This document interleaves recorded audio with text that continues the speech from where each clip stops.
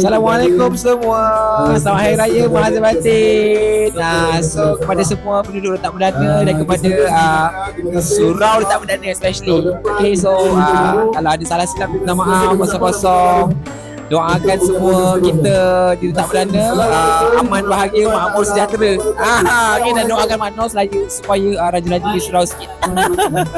Saya Izal selaku AJK Surau, mewakili Surau dan Timbalan Pengerusi Persatuan Penduduk mewakili Persatuan Penduduk Rentak Perdana mengucapkan selamat Hari Raya Maaf Zahir dan Batin kepada semua muslimin dan muslimat, khususnya kepada semua penduduk Rentak Perdana. Nampak meriah, kehadiran Gereja Kekal 1,500 memang capai target, air habis, mana cukup sampai target kita. Alhamdulillah kepada semua yang tukang rewang, tukang yang mendoakan sama ada secara terang ataupun yang secara langsung tidak langsung, terima kasih saya ucapkan. Terima kasih.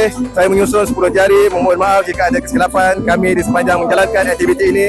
Jika ada kesalahan dan silap, itunya segalanya kebaikan itu dari Allah dan buruk itu daripada kami diri sendiri. Saya Muhammad Amirul Ahmad, pengerusi Persatuan Penduduk Rentak Perdana, ingin mengucapkan selamat Hari Raya Aidilfitri.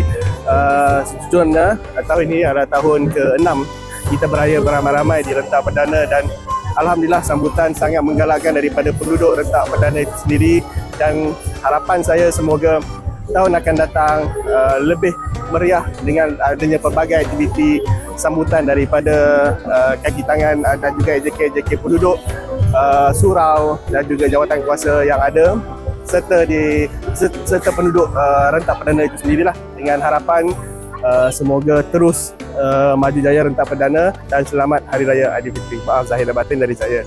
Saya Nur Hafizi bin Muhammad Arus selaku pengurusi JMB Rentak Perdana mengucapkan selamat Hari Raya Maaf Zahir dan Batin kepada semua penduduk Rentak Perdana pada tahun ini. Sambutan tahun ini amat meriah agar kuah berpanjangan sepanjang kita berada di Rentak Perdana. Sekian, terima kasih. Saya Zahan, pengerusi Surau Rentak Perdana. Saya mewakili barisan kepimpin AJK Surau Rentak Perdana mengucapkan setinggi-tinggi penghargaan dan terima kasih kepada semua penduduk Rentak Perdana yang telah memberikan kerjasama dan menunjukkan semangat gotong royong, bantu-membantu sejak daripada bulan Ramadan.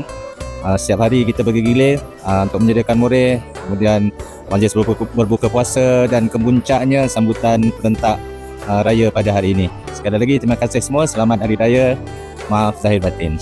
Kami wakil muslimat Rentak Perdana mengucapkan Selamat Hari Raya. Kami mengucapkan Selamat Hari Raya Maaf Zahir dan Batin.